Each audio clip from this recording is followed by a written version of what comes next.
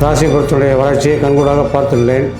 நம்முடைய தான் முதல் முனிசிபாலிட்டி எக்ஸ்பேண்ட் ஆகணும்னா நம்ம ஊரை விட்டு கொஞ்சம் வெளியே போய் தான் ஆகணும். மக்களை தேடி மருத்துவம் என்ற ஒரு திட்டம் உண்மையிலே ரொம்ப போராட்டத்துக்குரியது. நிச்சயம் நிறைவேற்றி தருவார் வருங்காலத்தில். வணக்கம், நான் டாக்டர் சதாசிவம். 75 வயது ஆகிறது. அருகில் உள்ள புதுப்பாளையம் கிராமத்தில் உள்ள பள்ளியிலும் அண்ணா சாலை உயர்நிலைப் பள்ளியிலும் படித்து, பிறகு மருத்துவக் கல்லூரியில் படித்து இந்திய இராணுவத்தில் 5 ஆண்டுகள் பணிபுரிந்துவிட்டு இங்கே அரசு பணியில் பணிபுரிந்து ஓய்வு பெற்றுள்ளேன். ஏறக்குறைய 60 ஆண்டு காலமாக ராசிபுரத்துடைய வளர்ச்சியை கண்கூடாக பார்த்துள்ளேன்.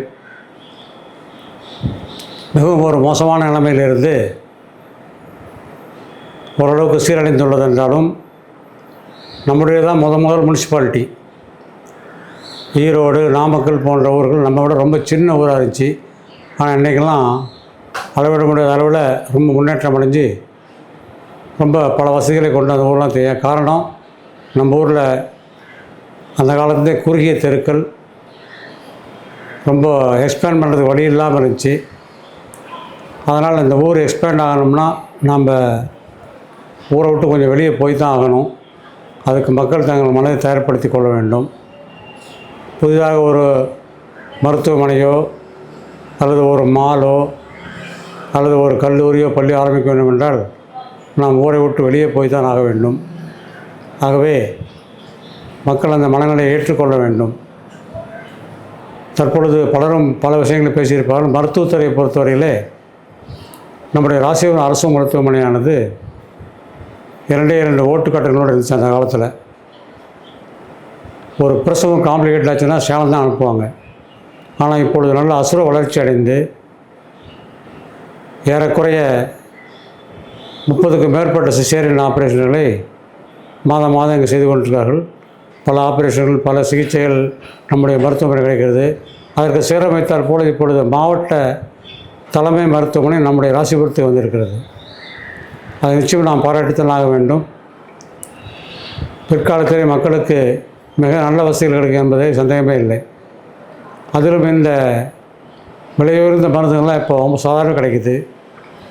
எந்த விதமான மக்களுக்கு இடையூறும் இல்லாமல் நான் எப்பொழுதும் மக்களை சந்தித்து இங்கே வருவதை கேட்பேன், அரசு மருத்துவமனை உங்களுக்கு சிகிச்சையில் குறைபாடு ஏதாவது உள்ளதா என்று.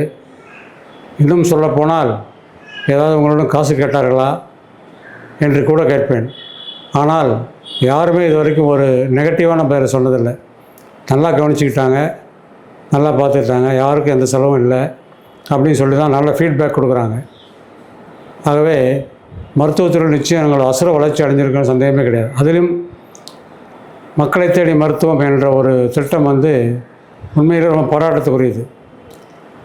முடியாதவர்களுக்கு அவர் வீட்டிற்கே சென்று ப்ளட் சுகர் பார்க்குறாங்க, ப்ரெஷர் பார்க்குறாங்க, 1 மாதம் தேவையான மருந்துகள் அவங்களே கொடுத்துட்றாங்க. இது ஒரு மிக மிக நல்ல திட்டம். மக்களுடைய நல்ல வரவேற்பு பெற்றது, பாராட்ட வேண்டிய ஒரு விஷயம். இப்பொழுது மாவட்ட தலைமை மருத்துவமனை நாமக்கல்லில் கூட முதல்ல டவுனுக்குள்ளேருந்து வெளியே போயிடுச்சு. அப்போ இதெல்லாம் ரொம்ப கஷ்டப்பட்டு எதிர்ப்பு தெரிவித்தாங்க. ஆனால் இப்பொழுது பார்த்திங்கன்னா எல்லாம் பாராட்டுறாங்க. அந்தளவுக்கு அந்த மருத்துவக் கல்லூரி மருத்துவமனையில் மிகச்சிறந்த சிகிச்சை அளிக்கப்படுகிறது. அதே போல் நம்முடைய மாவட்ட தலைமை மருத்துவமனையும் மிக நல்ல ஒரு சிகிச்சையை மக்களுக்கு வழங்கும் என்பதில் எந்த விதமான சந்தேகம் இல்லை. விரைவிலே மருத்துவக் கல்லூரியிலாம் கூட ஒரு நர்சிங் காலேஜ் மாவட்ட தலைமை மருத்துவம் அருகிலேயே வர வேண்டும் என்று விரும்புகின்றோம். நாளுக்கு நாள் அரசு மருத்துவமனைகளிலும் தனியார் மருத்துவமனைகளிலும் கூட நம்முடைய ராசிபுரத்தை பொறுத்தவரையில் மிகவும் ஒரு அதிக செலவில்லாமல் முடிந்த அளவுக்கு சீப்பாக மக்களுக்கு வைத்தியம் பண்ணுறாங்க. அவர்கள் நாம் பாராட்ட வேண்டும். இங்கே முடியாத கேஸுகள் அங்கே சேலம், கோயம்புத்தூர் போனால் தான் எவ்வளோ செலவாகுது மக்களுக்கு தெரியும். ஆகவே ராசிபுரத்தை பொறுத்தவரையில் மருத்துவத்துறையில் நல்ல வளர்ச்சி இருக்கின்றது. விரைவில் ஒரு நர்சிங் கல்லூரி ஆரம்பிக்க வேண்டும் என்று விரும்புகின்றோம். அதே போல் எங்களுடைய துறையைப் போலவே மற்ற துறைகளும் நல்ல வளர்ச்சி அடைய வேண்டும் என்று நாங்கள் விரும்புகின்றோம்.